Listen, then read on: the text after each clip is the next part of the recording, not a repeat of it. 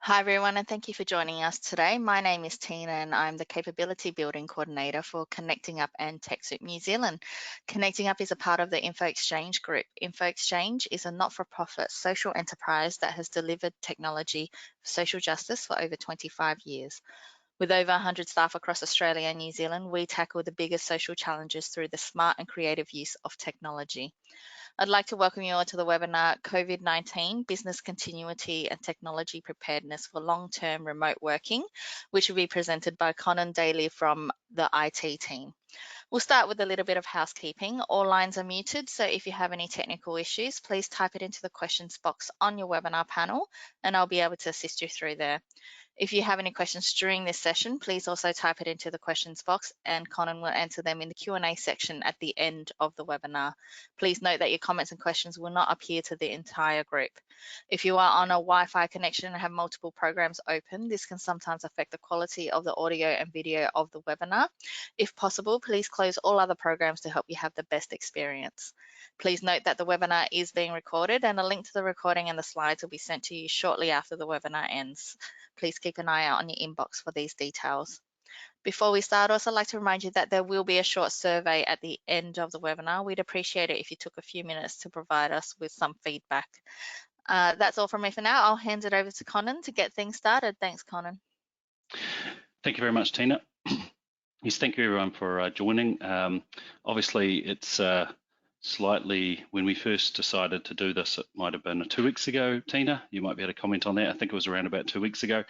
And it seemed very critical at that time, but it has obviously escalated very fast. And each time we put together some content, because we did one of these for our customers as well, the content needs to change because the situation is moving so rapidly, and that's in both countries. So yeah, so some of this content has the preparedness in mind, which for New Zealanders is starting to run out of time, and some of it is about longer term remote working. So yeah, but it should be a really good webinar, and hopefully you are able to take something away from it and improve how you and your teams can work from home. So just a bit of a head. Oh, is the poll open, Tina? Is that right?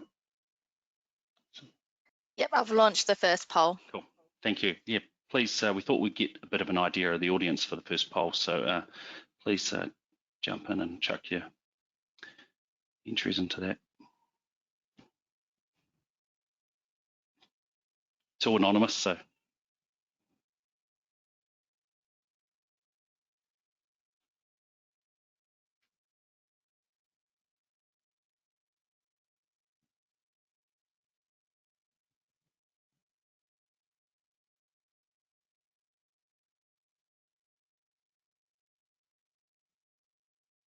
Okay, so all of us are now fully working from home, 45%, large chunk fully working from home, but not all. 23 have started to trial working from home, 19%, and 13% we have not yet started. So a really good mix there, and obviously a lot are working from home. So yeah, that's very handy.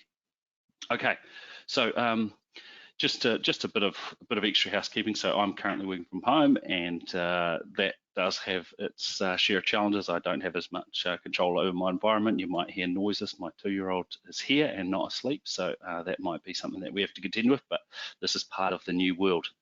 So I will just continue. So yeah, let's jump on in. So what are we going to cover? So firstly, there's a little bit about what are we facing, which I think we're all starting to realize it. When we started talking about this 2 weeks ago, it was helping people to get up to speed with the potential of having to work from home for a longer period. Now I believe everyone understands that this is becoming a reality. The challenges to consider and how we can overcome them. Getting your staff home, which is becoming increasingly a rapid movement. It's not an if, it is a when and a how. But also how we can get them operational. And then there is the longer term remote working. So what we're trying to differentiate is the getting your staff home and beginning the ability to be operational in your organization, through to how to take advantage of the situation, I guess, and get yourself possibly to the level of effectiveness and efficiency that you were when you were in your bases of operations. So not just we sometimes talk about, and it comes up soon, there's a difference between the ability to work and the ability to work well when you're talking about working from home. So that's what we're going to try and help you to start the process of improving. And then we've got some quick wins. There's a couple of things that if you're not doing them, and some of you will be, you could consider, and a couple of quick takeaways. Okay. So a little bit about the IT team. I won't spend much time on this, and if you've attended a webinar, we might have mentioned it before. But yeah, we've been around since 2011. We do a lot of Office 365. We're a managed service provider, so we do IT support generally.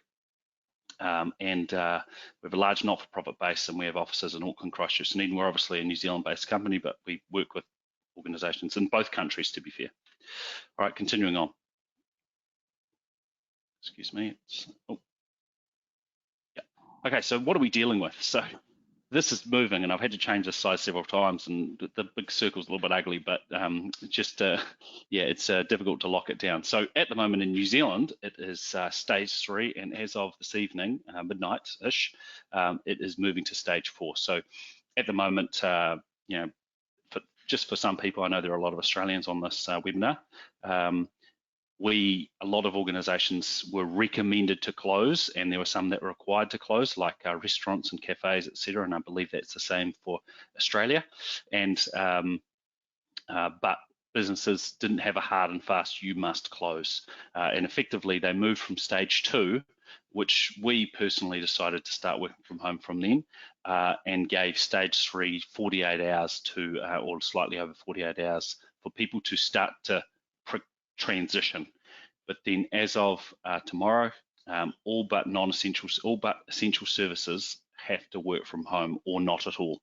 And that has put a bit of a timer in place. And so as you'd imagine, we've been pretty all hands on deck getting customers working from home because it became very real. And hoping that some of the things in this presentation can help. My understanding is in Australia, it is moving in that direction. Lots of non-essential services, non-essential businesses have been required to close, but at this stage it's state by state, it's different state by state, and a lot of organisations are still able to occupy and work from their organisations, from their business premises. So, but we're anticipating, and I expect you are too, that will likely change, just like it is everywhere in the world. So what does working from home look like? Now, there's a couple of key points we think are helpful to consider. It's not just working from home, sitting on the couch, and the technical side of having trouble connecting to your office. The key things we'd like to encourage you to think about are all staff are going to be working in isolation. So they're not going to be able to slide their chair over to a staff member across the room and ask a question or ask for help.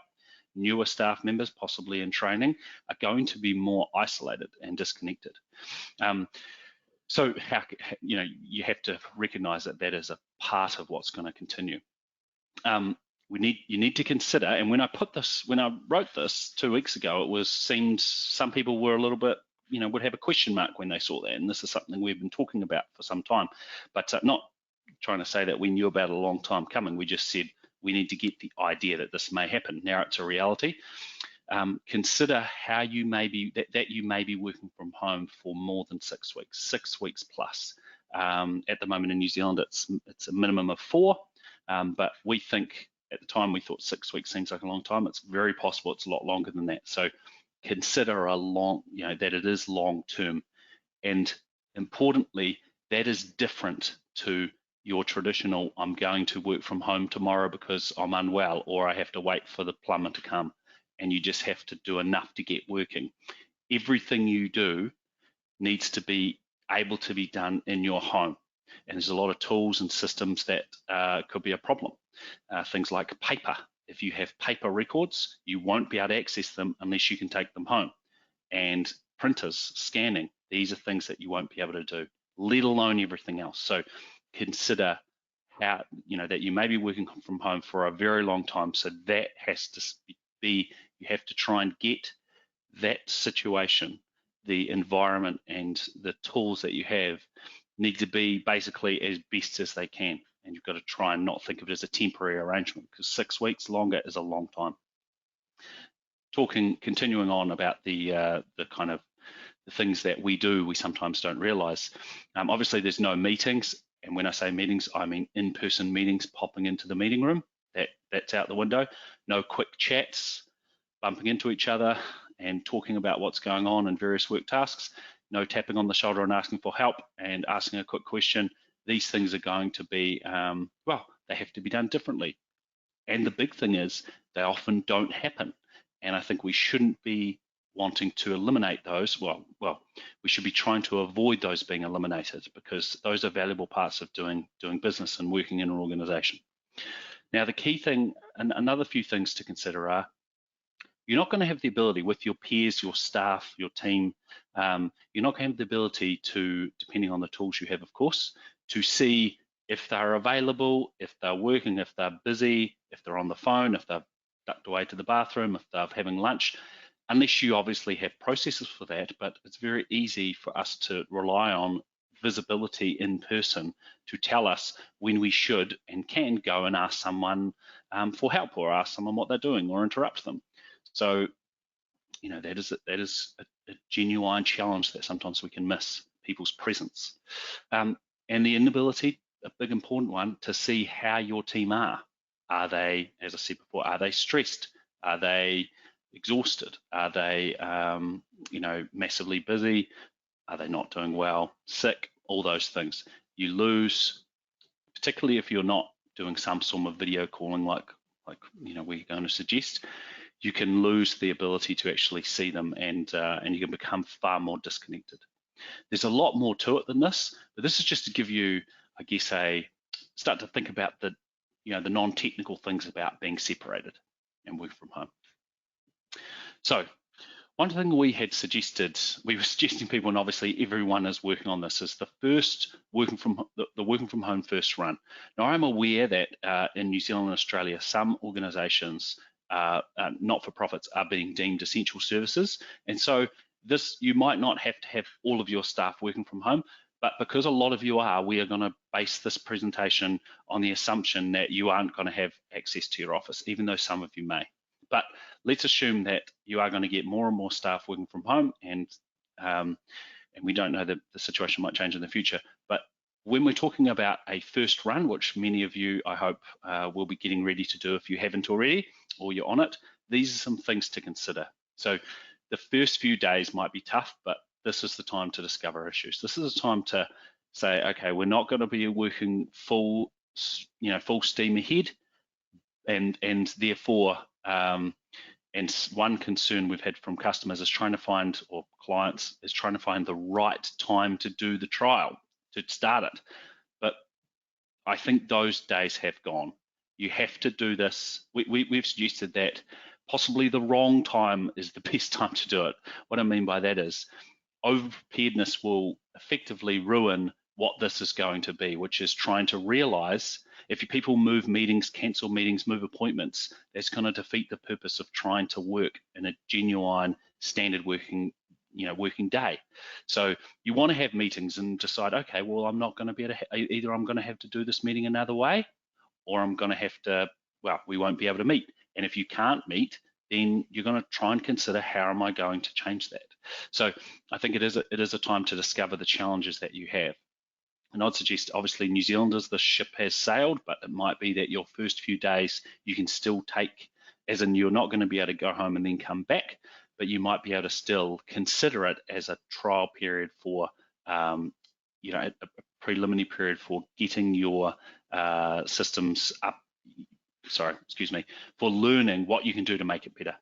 So we'd say identify the technical issues and lack of access. What technical issues do you have? What access do you not have, and you need to change? We recommend getting your staff to take a log. On the next slide, there is a bit of a guide for that, so I will come back to that. Consider the softer stuff like communication. Are your meetings occurring? Are people effectively cancelling meetings? That's something that happens, and you don't want it to happen. Quick phone calls are not as good. So yeah, consider the softer side of how your organization needs to function. And then, are there key roles in your organization that may need attention. So we obviously want everyone to be equal, but sometimes there's roles in your organization that are critical to others functioning and to your organization's survival. If a staff member needs to run payroll and that's a real problem, you might need to make sure that is taken care of before other things, and there could be a role or a person or a resource or whatever that needs to run at the same speed to ensure the rest of the organization is operating, and therefore you might need to think about their equipment. Do they have dual screens and everything they need to work well? Just things like that. You don't want to give someone that is going to be a critical cog in everyone else working an old slow machine that's just going to slow everyone down. Right, continuing on. So this is the reflection loop. We call it the OODA loop. It's really something your team should be considering in the first parts and maybe midterm of working in this style. So what is working well? What is not working? What do you need to change? What should you stop? And what should you start? So for example, for us, because obviously it became all hands on deck because of the need to get everyone operational. So we basically eliminated all meetings in their previous form and then restarted the necessary ones in a new form. Generally, they were more frequently because we could connect in quicker. And the thing about online meetings and that type of activity is you can actually be faster.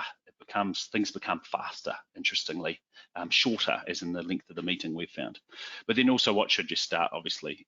So some ideas, could be daily stand-ups that you wouldn't need to have if you were in the office, because you can get that context just a bit more, softly. So this is a tool that you could use to try and get your team to talk and not just try and continue to operate at the level they can, but to try and see if they can improve it. So here's a couple of considerations that we've put together just to help you with, trying to make sure that you're going to be functional when you are working from home. And some organizations listening to this, watching this, will have already had to go through this, and or they are just about to. So I understand for some of you, this will be old hat, but please bear with us. So for workstations, when considering working from home, what should you take into account? That is just a good question for you to consider. But we'd say a few things would be: do your staff have laptops? If they do, that is far easier than if they don't. So if they don't have, because presumably they can take them home. If they don't have laptops, are you going to get them to transport their desktop home, or will they use a home PC? These are common options. Sometimes we're giving them, or you might give them a spare laptop out of the cupboard that you have, which is a possibility as well, or you could get them a new one, of course, but that stock is becoming difficult. But if you're transporting the desktop home, can it be connected easily enough? This is a genuine challenge. And if it's a home PC, well, there could be challenges around that too. So, for example, if you're asking staff to use their home PC, what happens if their partner is also expecting to use the home PC? The kids might need to use the home PC for school if it's e-learning is happening. So there might be, when you're thinking about your business continuity plan some time ago, or even 3 weeks ago, the situation might be different and the availability of those machines might not be as good as it were. And there are other challenges with that as well. But I think it's easier said than done to transport a desktop home because the connections are difficult. Some people have their router in their garage. How are they going to connect it up if it doesn't have wireless? Do they have a cable? Are they going to sit in the garage? They probably don't want to sit in the garage. These are things to consider, and you might need to talk to your staff a little bit more about their situation, or just get them home and figure it out, and it might be painful. So continuing on with access, so are your systems cloud-based? This helps if you're using Office 365, Xero for accounting perhaps. Web-based systems generally are quite beneficial. Dynamic CRM or another online CRM. If you have a server, usually you'd either have a server or you'd have a mix. We'd imagine a lot of people are using some form of cloud-based services somewhere, but consider those. Cloud-based generally makes it easier because you don't have to worry about, you don't have to be in the office to access those systems. But if you do have a server and you're running it, it doesn't necessarily mean that this is a big problem. But for those with a server, what will be affected whilst working away from your site, from your office or various locations? Applications are the things that they can't use when you leave the office, and services. These are the things you need to start noting down if you haven't already. Now, if you do have if you are completely cloud-based, then some of these questions don't apply. But if you do have a server or functions that are based in the office, whether it's a hosted server or you're in your office, you do need to consider how they're going to access it. Is it a VPN or some sort of remote access system like a terminal server or RDS server, or something like TeamViewer? There's lots of different types there. But if they are accessing that, consider the load. Have you ever had all of them accessing it? If not, it might not go as well as you think. It might be slower. There might be limitations on licensing even.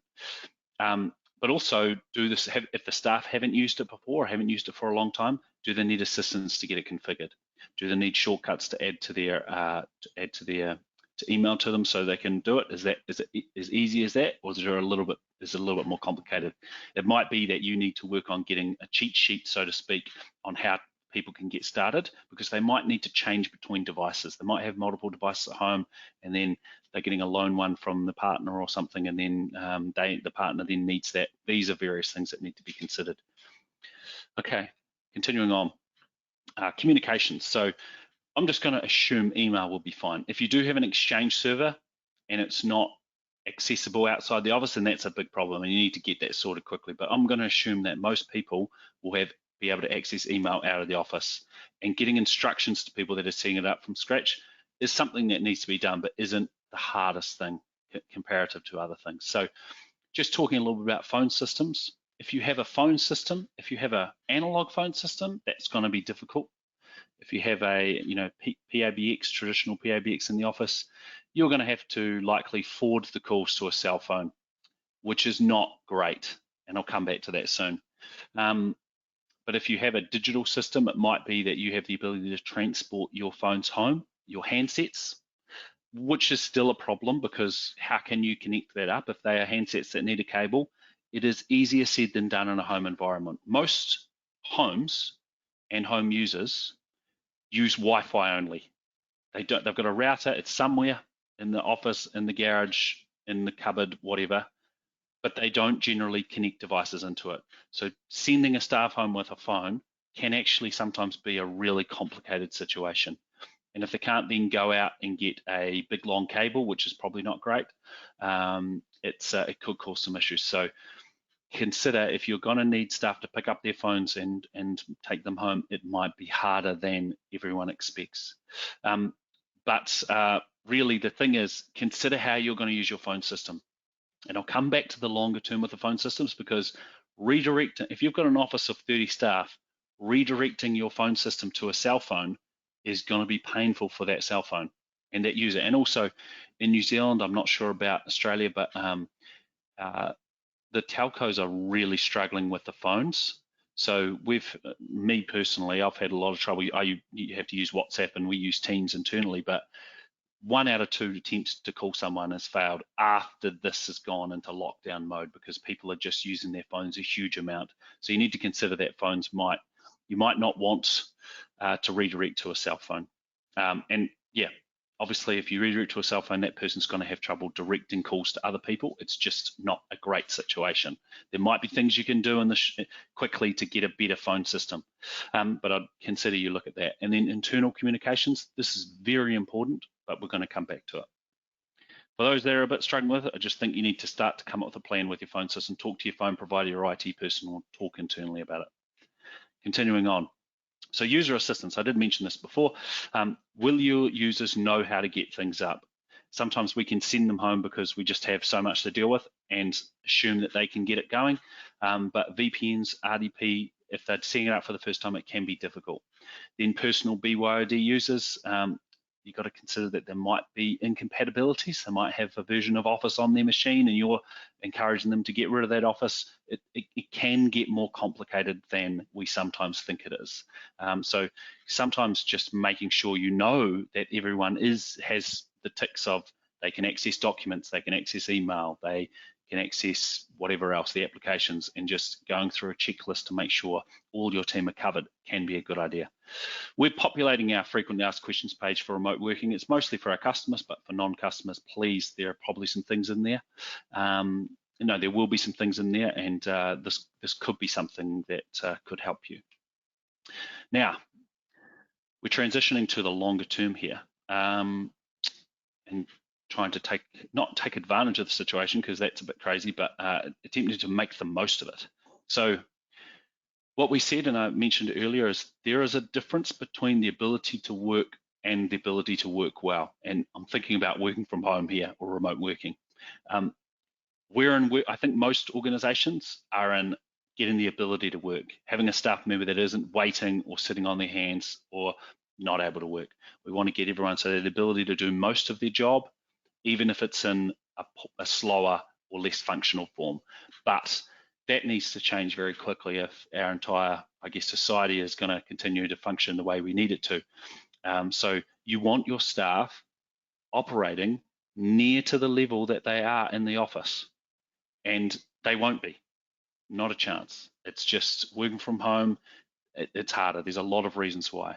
So this is, but these are the things that we're going to try and help with. So 6 weeks of working from home. This is the example that we're trying to use, even though there's a very good chance it's longer. As I said on the last slide, 6, 12, 18 plus weeks. Don't want to freak anyone out, because this isn't a political thing. We don't have a crystal ball, but we just think it could go longer than 4 weeks. So workstations, when you're thinking about a longer term approach, there are ergonomics to consider. This is something I'm trying to sort out in my home. Just an example, we said to staff, if you can get, and you need to, get a desk from work. So I lugged it in my brother's truck and brought it home, because working on the couch, working on the dining table, or sharing a desk is not ideal. My partner works, and so we have those challenges to consider.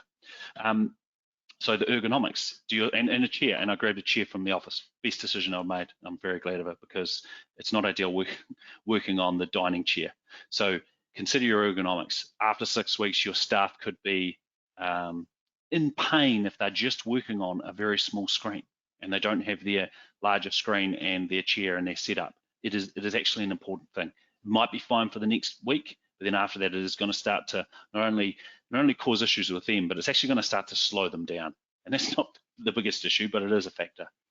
Small screens versus multiple screens. As I mentioned, my laptop that I use, and I work from home a lot, so I work at night, but smaller tasks, it's probably 12 inches, 13 inches or whatever it is. So it's pretty small, and I do not get near as much done on the smaller screen versus the larger screen. You might want to consider, okay, how can we get our staff to the multiple screens? Should we be transporting the equipment home? And this is a serious question for you. If this was for a week, it will be one thing, but when you're thinking longer term, we don't know how long, what can they take with them? It's not going to be in use probably. Then furthermore, the temporary old workstations. A lot of organizations are pulling old laptops out of the cupboards, or staff have a secondary one that gets used once every 6 months, and now that's going to be their whole machine. If that's an old 8-year-old workstation, it's probably been in the cupboard for a reason. It's because it's pretty average or it's faulty. Over time, that might be good for the next week, but that's going to start to have an impact. It's going to slow them down. They're not going to be able to do as much. It may have some incompatibilities. These are good for getting us operational, but what is the plan after a week? Remote access. If your staff require remote access to access your server, wherever it is, if this is not something you're using all the time, because some organizations use RDP or terminal server permanently, but if you're using it as part of your business continuity plan, then it can be a less than ideal experience. It's often slow, It's often, particularly if there's a lot of users using a server that's overloaded, it's different to using your machine, your workstation, and it could start to slow people down and frustrate them. And they might not have access to everything as well, of course. Now, the other side is accessing a file server over a VPN. If it's slow, it could cause a lot of pain over time. I mean, pain to your users, not yeah. So it just could be an issue. And internet connections, I'll come back to that. That could be a big issue as well. Communications, as I mentioned earlier, forwarding calls to 1 or 2 cell phones or users is not great. In the short term, it might be good enough to get operational, but when people start to have expectations on delivery and you have to forward, and every call is going to one person and then they are texting on messages or whatever else they're doing, it's going to be tough. So you might be limited as to what you could do, but considering what you can, what steps you could take in the future now might be helpful. Furthermore, communications, things like instant messaging and video calling are critical, and I'll talk about them soon, but are you doing them? Is it a common thing in your organization? It might surprise you how effective they are. When I talk about video calling, it's quite an interesting one. Video calling is not anything new or fancy, and so no one's going to be impressed by the idea of video calling, but if you are doing it all the time with your team and ideally your clients or customers, but if you're doing it regularly, it does start to become a really critical tool. And when it works really well and it's good quality and the audio is good quality, it becomes really effective. And so, yeah, if everyone's done a video call before, this is not anything special, but there's a difference between doing it occasionally and it being an okay experience and it being really good. And we'll talk a bit more about that soon. And then, communications, how frequently are you going to check in with teams, individuals, staff, whole teams, as an entire organizations? These are things to consider. Continuing on, the family home situation, I'm dealing with this at the moment. It's not the easiest thing to deal with, and it's something that a lot of people are going to have to go through. Availability and timing. Obviously, in New Zealand, all schools and childcare centres have shut down. That is a big change to your staffing availability and their ability to do their job. But that is a thing. So people might have to change the timing that they're working. They might not be able to just do 9 to 5. They might have to, or whatever it is, they might have to do some in the morning, some late at night to catch up. Maybe the weekends.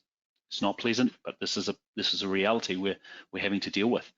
Or what you may not realize is they might instantly become unavailable and have to look after kids. Space and noise. We cannot control our environment in the way that we used to. I don't think you guys can hear it. I hope not, but I can hear a lot of noise in the background, and that's just part of the new way of working. Going to have to be comfortable with people's families and people being interrupted and that kind of thing. And I guess the professionalism that you wish to take to your clients and customers and peers, it might need to change. Sharing devices, there might be a need to share devices, as I've mentioned earlier. And then critically, and sorry, a bit more on the sharing devices, that could have security implications. A lot of not-for-profits have very sensitive data that they, related to your clients and patients. Now, that could be sort of health-related information. It could be social services-related information. Could it be an issue having that on a home shared machine? Maybe, now at the moment it's a bit of a state of emergency, so there's a bit more tolerance of it, but really, if you start pulling data down onto home machines over a VPN or even something like OneDrive, and it stays there permanently, does it have sensitive data that you need to consider? It might be that you can't prevent this, it's just you have to plan for it and be aware that you might end up saying to people, look, we need you to check to see what data is on your machine and clear it off. Or other things that we're suggesting are people, if you've got a home machine you're sharing, create a new profile, try and separate that from the family. But, the kids might want to play Fortnite. It's a reality that you're going to have to deal with. You don't want them stumbling on patient docs. And then the connection load, connection quality. Now, for one of the more rare situations is my understanding is the internet quality in Australia is actually pretty varied. In New Zealand, they have the benefit of most homes, might be 80% or so, have fibre at 100 megabits, which is great. It's one of the very few examples of the Australian side might not be as well off as New Zealand for a change. But connection quality is going to be an issue here, and therefore in Australia it's going to be a massive issue. People will be at home and they won't be working, and they'll be watching Netflix and consuming data all hours, and kids will be doing that as well with e-learning and other activities. And then we will also be increasing the load because we'll have VPNs and a lot of data and a lot of video calls transmitting.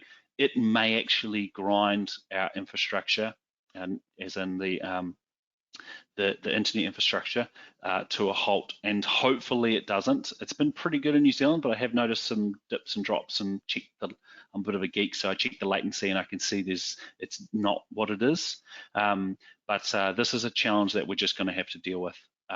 Hopefully they get it sorted, but I'd expect there's a good chance it's degraded in the first few weeks. So something to be prepared for. Continuing. Now, these are some suggestions. Some of these we've been talking about for a while, and some of them are new. But what we would suggest you do is communicate frequently. You might be an organization where it's critical that you talk a lot because you need to do your roles, or you could be an organization that tends to work with clients and you check in, well, only when you need to. But we'd suggest that the communication, the planned communication needs to lift massively, because you just don't have unplanned communication anymore. Not in the same way. You don't bump into each other. You don't, tap someone on the shoulder. It just doesn't happen in that way. And inevitably, people are more concerned about calling someone. Oh, can you guys still hear me? Tina, is everyone still on? Yes, we can still hear you, Conan. Sorry, I think my headset is about to run out of battery, but I'll just keep talking while I'm just sorting that out.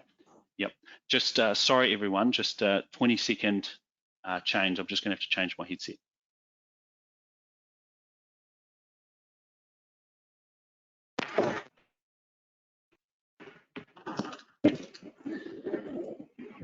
Excuse me.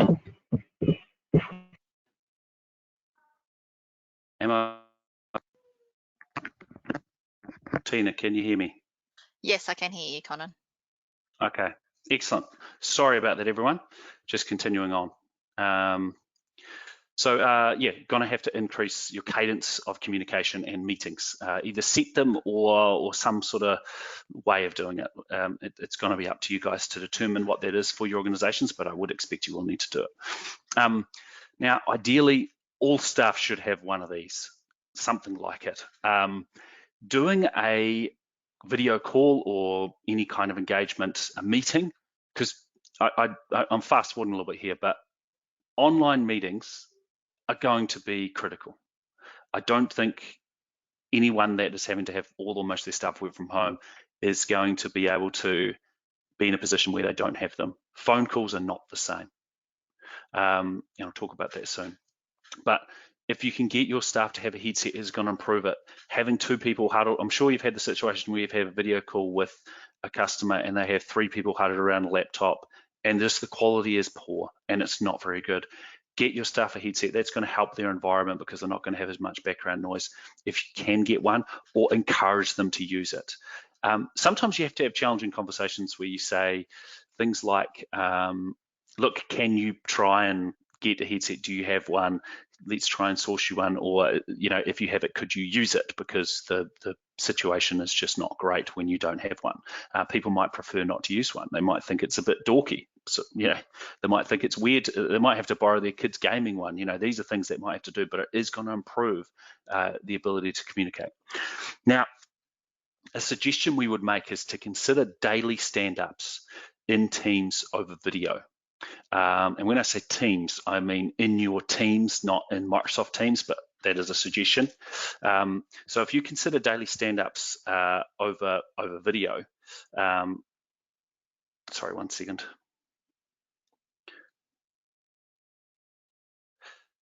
If you consider having daily stand-ups, 15 minutes is usually good. It sets the tone and makes sure everyone's available. You have confidence that everyone is there and working and everything like that. You can cover a lot that you wouldn't be able to do in the office. It is a very effective way to get started with this. It might change over time, but it is a really good way to get started. And you're going to find out the challenges that people have. Video is interesting, and I will come back to that in a minute, but the video is actually more important than maybe some people think. Now, considering what I'm talking to you about, video calling is going to be possible for third parties and customers. It's going to go this way for everyone. It's not just yourselves in your internal situation. It's not just the people on this call. It might be a new way of working. And I imagine that when we're all out of this, the way that we all work is going to be different. But you should consider and be open with having video calling with your clients, suppliers, etc., because it is a really effective way to do it. And it is a hell of a lot more effective than a phone call. And then internally, this is something you can control more than externally. Internally, avoid non-video calls. We went through this challenge last year where certain people for a lot of reasons will just not have their video on. And the example I'd use is if you're trying to have a meeting with someone and you're talking to them like this, that is effective. This is not an effective way to have a meeting, and you don't have a meeting in your office like this. Or I hope not.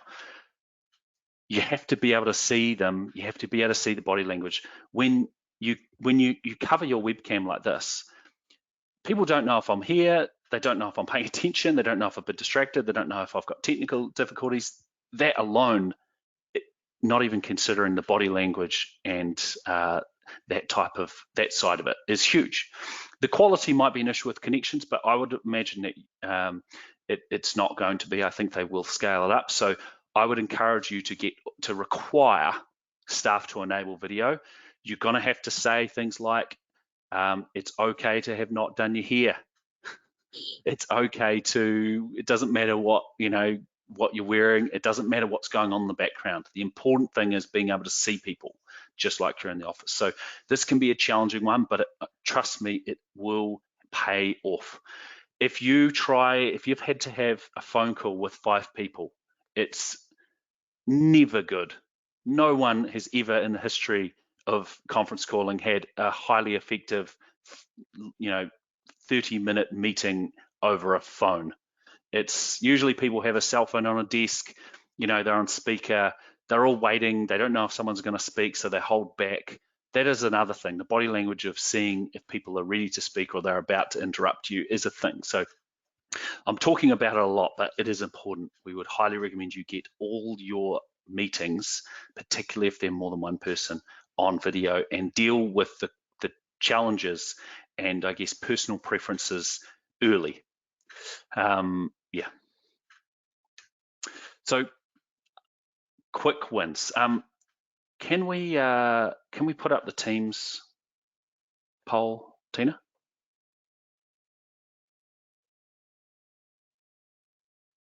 you there, Tina? Oh, yeah, you got it. Sorry.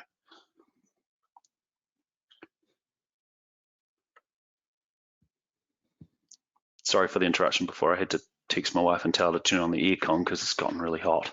It's one of the new benefits of working from home.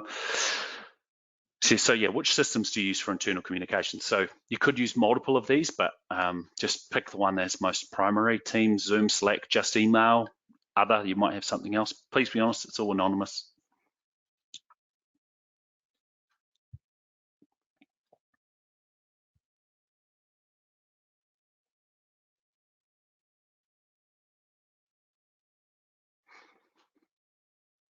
Cool, so it's done. Are we sharing those results, Tina?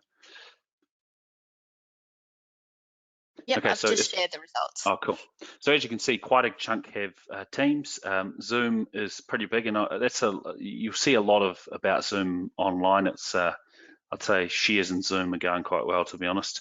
Slack is a good tool as well, and just email is obviously very common. We understand that, and so maybe my recommendation to everyone here would be that email is is solid, but you might be able to do better. So just continuing. All right, so just a couple of quick ones that we'd suggest that you consider, particularly if you're not doing this. And those people using Teams, they're probably using all of these or some of them, and Slack is the same. So instant messaging is actually really powerful, and an instant messaging tool is really powerful for quick communications. That I would say in the office is useful, but when you're out of the office, it sometimes seems like a big deal to pick up the phone and call someone. And so if you just want to ask a quick question, it is really beneficial. And sometimes sending an email, you might get a response 4 hours later, you might not, you just don't know. So instant messaging, you might think it's for Facebook and WhatsApp, but it can actually be a very effective way of keeping in touch. And then all of these tools, they have presence. Presence is to tell you if they are there or not, and it's somewhat automatic. So in Teams, you'll generally, or Slack, they'll tell if you're available, and that's usually if you're working, it'll automatically change to available if you're typing, touching your laptop. And then if you go away from your laptop for 15 minutes or 5 minutes and stop, I think it's 5 minutes actually, if you stop touching your keyboard, it'll automatically go to away. So that allows you to kind of see if people are at their desk or they've left to go to have lunch or whatever. And you can also get them to set their statuses. It'll change if they're in a meeting, but they can manually set them. And we're encouraging people to consider this, because if you have a need for people to be in touch, it can be powerful to use that presence to set if people are busy, unavailable, like if they're going for a walk or they're in a meeting, and you can use it to tell if people can give you a call. And to just suggest it's quite a powerful way to improve your visibility of your team and your peers. So meetings, we'd say the communication tools, the various communication tools, they're critical, and you should still have them. And finding a system that allows you to have them is important. And if you have a 20-person team and you're wanting to do a phone call, it's not going to be a good experience. It just isn't. Even a 10-person team. Phone calls are for one-to-one. So yeah, that's what they are. Now, company-wide, another communication tool, and the next slide will go into some of those tools, but company-wide communications and information sharing. You can obviously send an email out, but there can be better ways to share information that's not critical, engage in discussion. Other things to consider: process and sign off. If you have, actually, Tina, oh no, we'll come back to the next poll soon, but if you have paper-based processes, getting paper to someone can be an issue. And so you might want to consider that. Same with proposals. If you have to give client proposals, documents to clients, it might be that goes on hiatus for a while, but you don't want it to be on hiatus because of the situation. So paper-based distribution could be an issue. Yeah, you can use a PDF, but there are other systems. In file systems, if you're using a file server and you don't have to, there could be ways that you could do this better, just ensuring ease. On to the next slide. So Teams, Zoom, Slack. So just a quick thing for people that don't know what these are. So Slack is a instant messaging and company communication system. It also has calling. I can't recall if it has video calling actually, but it is a very good tool. We did use it before Teams came out, and it is quite effective. Zoom is for video calling primarily and online meeting. It does have an instant messaging function, but it is more for the video calling side, and it certainly doesn't have the company communications like Slack and Teams do. And Teams is a bit of a mix of all of them. Now, obviously, all not-for-profits should be able to get the E1 license for free, and therefore you will all have access to Teams if you want to. So if you're not on Office 365, you can still go out and get it, but the license is free, and so Teams does not cost you anything. Teams does instant messaging and group messaging, obviously, the presence side of that, which is built into it really, video calling, online meeting, and externally and internally, so you can call people that don't have Teams, and that's important to know. And then company communications, that's a big part of Teams, and it can be very beneficial. Now, other things, for your internal processes and approvals, I talked before about paper-based approvals. Microsoft Power Automate and Flow can be very beneficial, and I'm going to come back to that shortly, but this is something that might be a quick win that you need to tackle soon. because if you are trying to have an approval process and you need to get something signed off, it could either be very slow or almost impossible to do for something that is so simple. And then you break the process because you'll just tell someone, okay, go do it. Now, signatures, DocuSign is a way to get a signature if you need to. It's an online signature system. And then something like PandaDocs for digital proposals. It's a bit more effective than a PDF, and we'd consider that if you are doing those and you need to send them out, that could be a way to do it. SharePoint, that is, I talked about the doc file storage, file sharing, and really your document storage. It might not be too late to consider getting some documents in SharePoint just to save the pressure on your server and the VPN and that kind of thing. So for Teams, we've got a bunch of things here, and we'll probably get them sent round at the end. Yeah, we'll get something posted up maybe after the Q&A. We have a link, the MailChimp link, which we will share, which has a lot of this information. There's videos, Teams, Microsoft Teams user setup guides, Microsoft Teams quick start guides. I might not have said it earlier enough, but if you're not on Teams, this could really help your organization to stay connected. It's a very effective system, and it's not too late to do it. But yeah, there's lots of videos and lots of guides. It's really hard. It might be hard to get an IT company to help you deploy it. Not impossible, of course, but it might be harder. So you might have to do it yourself a bit more, which is very achievable. It is not too hard to get started. So there's lots of videos for users and I guess power users in your organization that want to get started. So we will share this link and then you can, maybe I'll paste it to you, Tina, and you can paste it in the chat, and then people can copy it if that's cool. And then there's a webinar, we'll give you a link as well. We've got a webinar that we've done on Teams, but I'm saying quick win. It can be a very big system, but to get started, it isn't too hard. Now on Power Automate, just to explain this, and I won't go into this for too much detail, but it's a cloud-based workflows. It's a cloud-based workflow engine, and it was known as Flow. It's for automating processes. It can make processes paperless, which is really important. You can build your own. There's a bit more information here. For the IT team, we saved a huge amount of time not related to this, and we're thankful we did it on purchase approvals, leave requests, credit card approvals, a whole lot of them. It simplifies it, makes it work really well, and you don't need paper, and it's not hard to do. Yeah, it's a rapid approval engine. You use Microsoft Forms.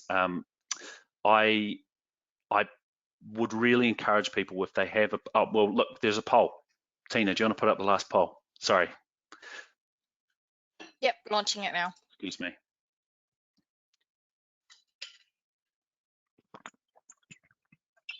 It's anonymous, so.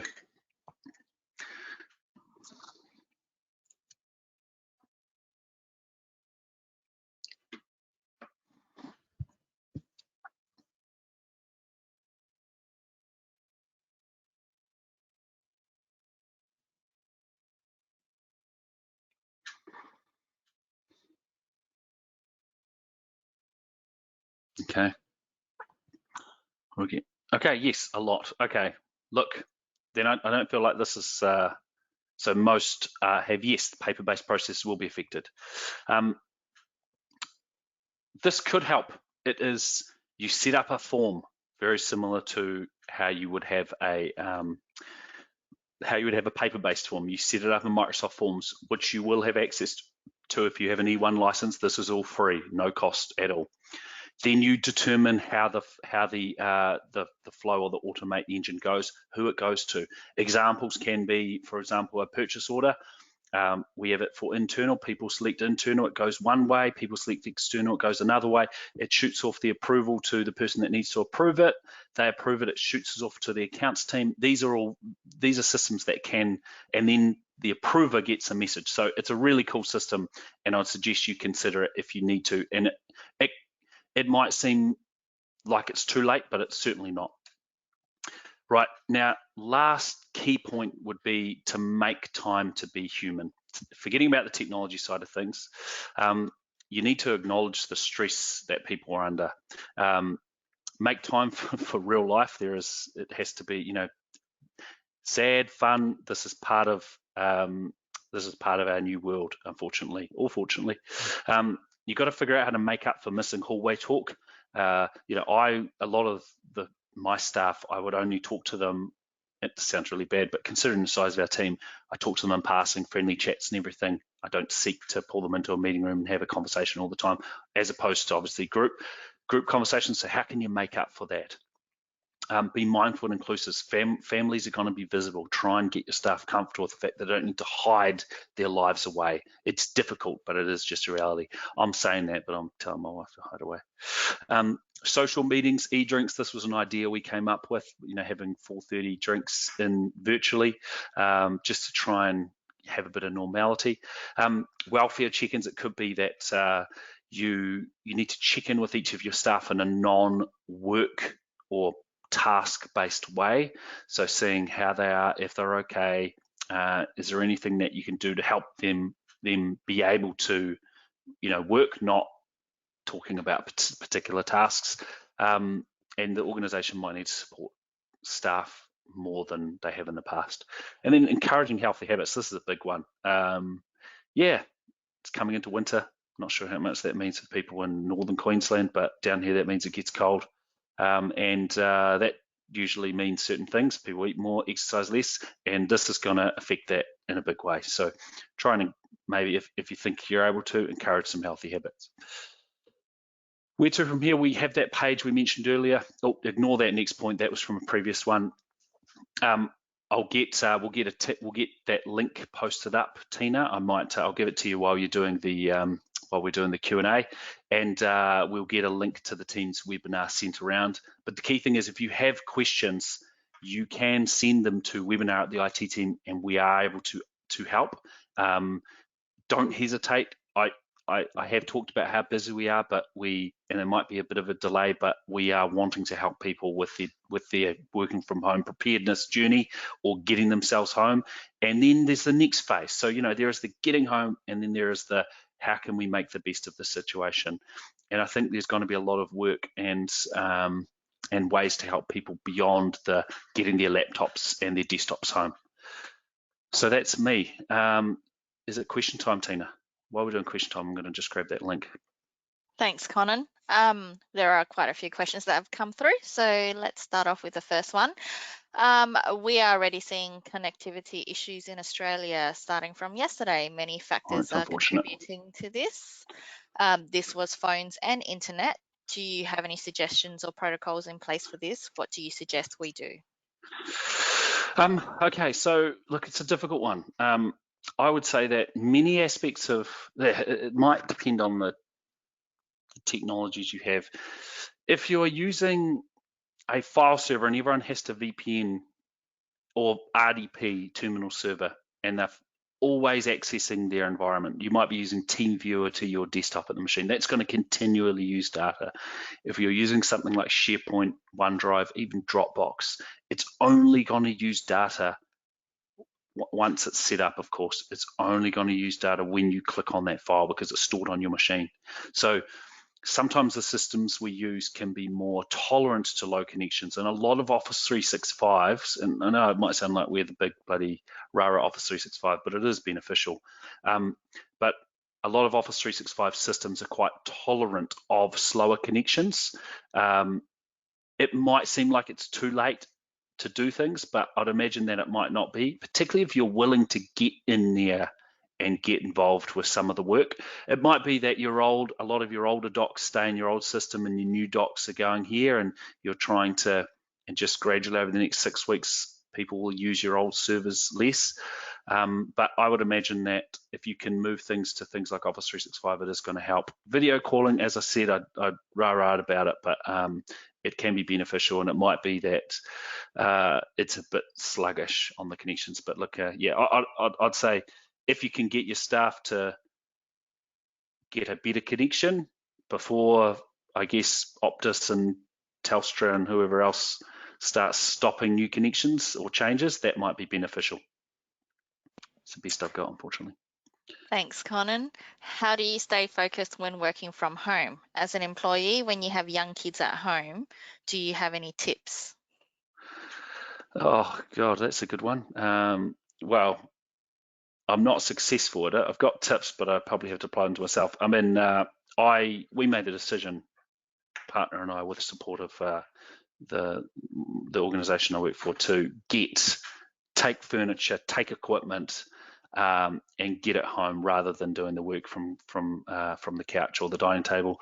We've tried to separate our working spaces. I'm sure this is not a surprise, but I think it is not a bad idea.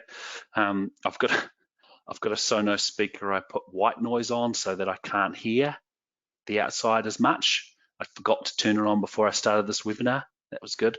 But I personally, my working style is I can't do 8 hours non-stop, so I'm kind of stopping and starting and taking breaks. But yeah, it's a challenge. I think this is going to be, I think a lot of our media, most of our, I'm not sure if you guys have it as much over here. There's a huge amount of people talking about productivity and wellness and kind of getting up at 4 a.m. and going for a run and all that stuff. I think all the chat is going to be about how to work from home and not be distracted and not turn on Netflix in the background. But yeah, your guess is as good as mine. I'd say try and close yourself off if you can. Get one of these, maybe a headset if you can. But yeah, no perfect answer to that one at all for anyone, I reckon. Thank you. Next question is, can you please expand on what a daily stand-up is? Okay, so that's a good point. It might be a term that's commonly used in IT. A stand-up is usually an agendaless, this is my definition, so someone else will tell me that I'm talking rubbish, but usually it's without an agenda or a set agenda. You're not covering off key points. It's usually what are we working on today? How are we going to go today? And you just quickly cover off any quick points that you know of regular in your team. So our service desk, for example, they have a stand-up and they kind of make sure you cover off things like if someone has to go away or they've got a doctor's appointment or they've got there's something special happened in the day before that we need to do. And so it's kind of key points and talking about the day. So my suggestion is you get it online, get it on a call. If you can see people, it's even better. It's a 15-minute, how are we and what are we planning on doing today? And you might just say, hey, I've got an appointment with this person, I've got a meeting, I've got to take half an hour to spend time, I've got to take 3 hours to let my partner work, but that is going to be valuable. So I'd suggest you do that. It's hard to do that with a team of 30. It's more about a team. I think the guy that runs Amazon, Jeff Bezos, with you, some of you might know him, some of you might like him, I don't know, but he had a saying that a team is too big if you can't feed them with 2 pizzas. It's not a bad one because it kind of means I will eat a pizza by myself, to be fair. But the idea is, probably a team should be 6 to 8 people, in a team. And I'm thinking, when I'm thinking stand-ups, I'm kind of thinking, less than 8, less than 10 maybe, but more like, sort of the 6 to 8 size. You could have a big group meeting. We're obviously we have a staff meeting across the entire organization weekly. We used to have it fortnightly. We've made it weekly. But a stand-up should be the immediate team working on the immediate function that's closest to, similar tasks, I guess. Hopefully that answers your question. Thanks, Connor. Next question is similar to the other internet one. If due to poor internet connection in rural areas, it will be hard to have video as this can slow the speed down. I used Zoom last week and internet went slow. Any suggestions to make this better? Yeah, look, it's a tough one. I think I'd say try and get, if you have other members in the house that might be using media, and this is the tough situation we have, it might be best to stop it. I know when I've had video calls with my brother and his partner's watching Netflix or whatever, their internet goes a bit slow, and so I tell her to turn it off. But that could be a possibility. Look, there might be settings in Zoom, and I might come back to you on this to go low quality mode, and you might be able to set that permanently, but it is a difficult situation. And I think it just might be that you need to go audio only. If for people in rural locations, in Zoom, you can disable the incoming video and disable the outgoing video. That sucks considering what I've talked about today, but we are dealing with a reality here. Okay, next one is, what would you suggest for running weekly staff meetings for up to 15 people? Would Teams work? Definitely. So I'd suggest staff meeting, get everyone on there, get everyone on video. One-to-one meetings are actually really effective. Often what we did in the IT team is we used to have we've got more than two offices, but we had two offices in two different cities, and we used to have a camera in a meeting room and TV, and at the other end they had a camera in a meeting room and TV, and it was horrendous because one person in one city couldn't really see the other person talking very well and there were delays. But like this, a talking head, a single person, is a really effective way to have a meeting. 2 or 3 people huddled around a laptop isn't that good, and that's probably what you've had in the past. Get everyone, if they can have a headset, it's great, get their cameras on, and your meetings are going to be really good. Teams is really smart. It will put the person front and center that's talking. You can share content, and that's an important thing, and we do a lot of that. So yeah, Teams is perfect for it. Or Zoom. Zoom's quite easy. If you're concerned, Zoom is, I'm a fan of Teams, but Zoom, I think you get 40 minutes for free. There are some benefits to having either of those, but I'd go for Teams if you've got a bit of time to set it up. For 15 staff, definitely. Next question is, you have not mentioned G Suite for non-profits as an option. We have a free version, so it's where we do most of our meetings and shared documents, etc. No, you're right. G Suite is very good. Google has the Google Hangouts, which is the same technology. You're right. I should have mentioned that. It's something that gets a lot less mention. I didn't even put it in the poll. Shame on me. It's something that gets a lot less, mention these days, given Microsoft Teams and Zoom just are the market, leaders. But you're right. G Suite is a viable option, and if you're on G Suite, you're in a really good position. If you're fully on G Suite with your documents, your email, and your meetings, you're in a really good position, and hopefully you're doing your meetings on the Hangouts. Do you have to be on Office 365 to use Microsoft Teams, as internet speed in rural areas makes using Office 365 hard? No, I guess the rural areas is a challenge, regardless of the technology used, but you don't have to be on Office 365 to use Teams. Microsoft Office 365 is a series of services, and so you can subscribe and get it for free and just use Teams. But if you're not on Office 365, there could be other options. Something like Slack, and there's a free version of Slack, is a good way, if you're on a low quality connection, to have instant messaging to your teams and have group-based communications. It has an audio version. I can't recall if it has a video call or not. I had a debate with someone yesterday on this. It didn't used to, but I bloody hope it does now. So Slack could be a good point. If you've got all staff and you're really concerned about the communication, perhaps Slack is a good way, but effectively Teams is the same thing. It just might be that Slack's easier to set up. Either of them would be good. Sorry, Tina. Okay, next question is, how do you suggest we do things like e-drinks? Yeah, it's good. Well, you have to have drinks for a start. So I probably wouldn't recommend shipping a box of,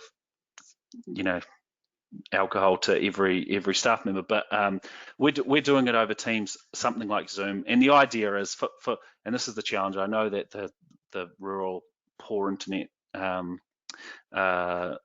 people on here, people with poor internet, are going to have trouble with it. But the idea of it is Teams, Zoom, whatever, Google Hangouts, you are all videoing each other and having a drink and having a social chat, talking about the week, talking about sport. It's not going to happen anymore. Yeah, that type of thing. So that's the concept of it. And if you do have a poor internet connection, it is going to be difficult, but try it out. Or take a photo of yourself and post it somewhere, maybe. Yeah. Thanks, Connor. Next one is Power Automate. Is this easy to set up yourself?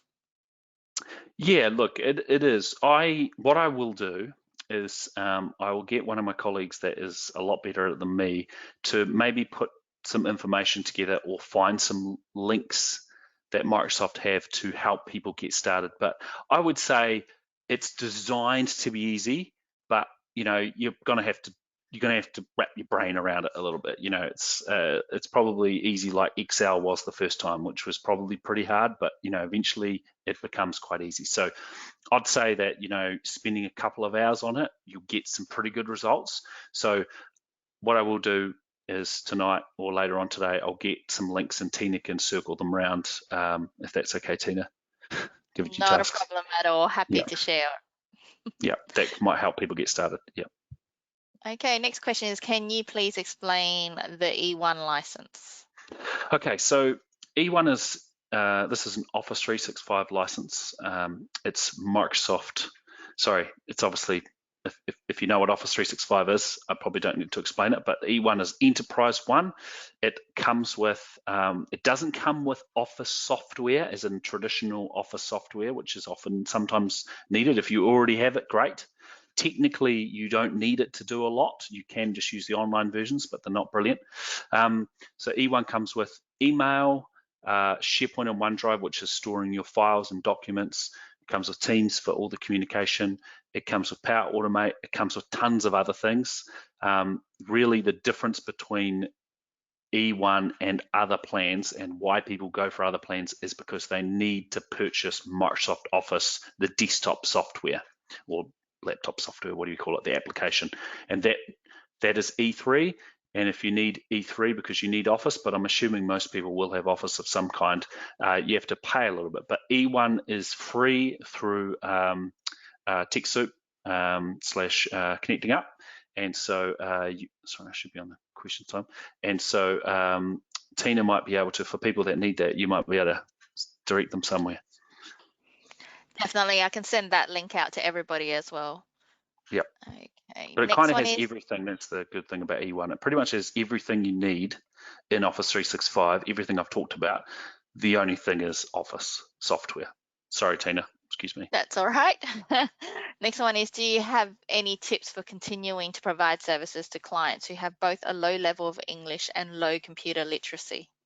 It's a challenge. It's a genuine challenge. And I think some organizations are going to have difficulty with it. You know, we have a client that is an aged provider. I don't know if that's, I didn't want to say the organization name for their own privacy, but they work with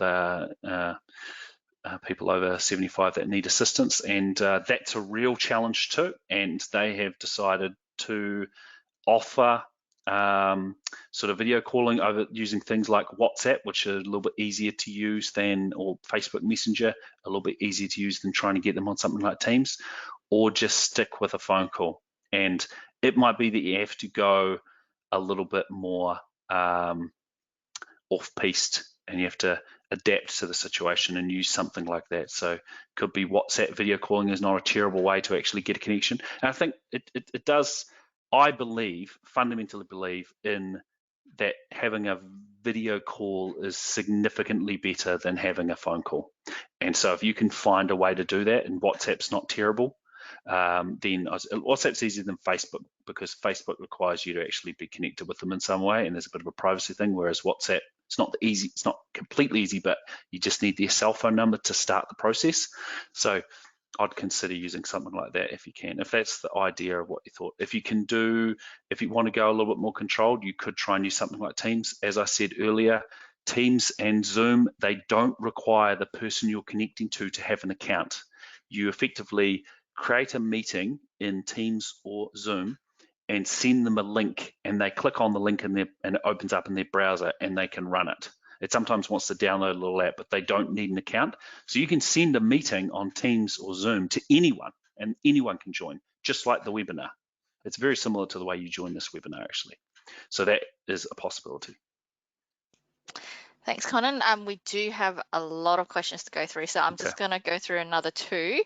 and then we'll take the rest of them offline so that we don't hold everyone up. So next one is, how many users can you have in a video meeting through Teams at any given time? I think it's something like 200, but good luck. I wouldn't back it. We have a team of about 35. We do video calls with 35 and have no issues whatsoever. We've got customers using them up to sort of 70, as in 70 individual computers connected together, and don't have issues. So you can go quite far. And I don't think, the thing is, it's not like you have a call with one person and then you have a call with 10 people and it's 10 times the bandwidth. I believe that the server, the Microsoft server at their end, will effectively compress it down so it's more like you're receiving one call.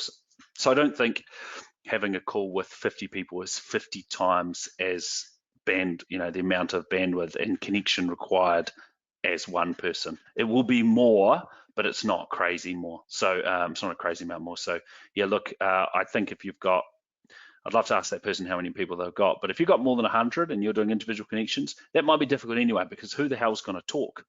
So yeah, so I think, but if you got something like 30 or 40, it's fine. It works really well.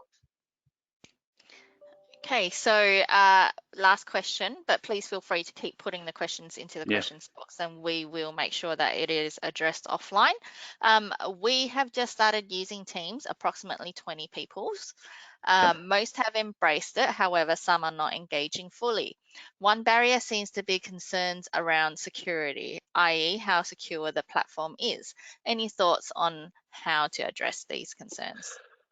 It's a hard one. I think the reality is that something like Microsoft Teams, and I'm just curious about the security question, if they're concerned about people seeing the content or seeing their video or something like that. But we often say you're better off with someone like Microsoft than a system that's a little bit like something like WhatsApp. I mean, you are playing with the big boys when you've got a Microsoft platform. They will put an insane amount of money and effort into security.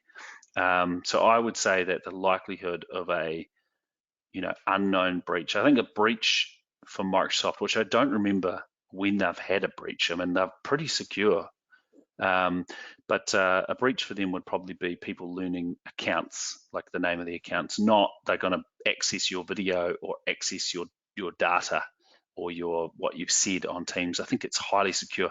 The challenge is, the thing about Teams is going to be significantly more secure than Shadow IT. Shadow IT is your staff communicating with each other using platforms that you don't have control over, like WhatsApp and Facebook Messenger, that kind of thing. That's going to be less secure for a lot of reasons. So I'd say that there's not going to be a system that's much more secure than Teams. And if you want to elevate the security, get multi-factor authentication on it. And it means that if someone somehow gets their password or gets one of their colleagues' passwords, they're not going to be able to access it. So that could be a way that you can elevate it for those that are concerned. Great, thanks, Conan. Was there anything Cool. you wanted to add before we wrap up today? No, look, I think this is an evolving situation, and we might, depending on Tina and the team feels, we might want to do something else in the future. And so if you have suggestions, then please let us know. But I think I would suggest a couple of things.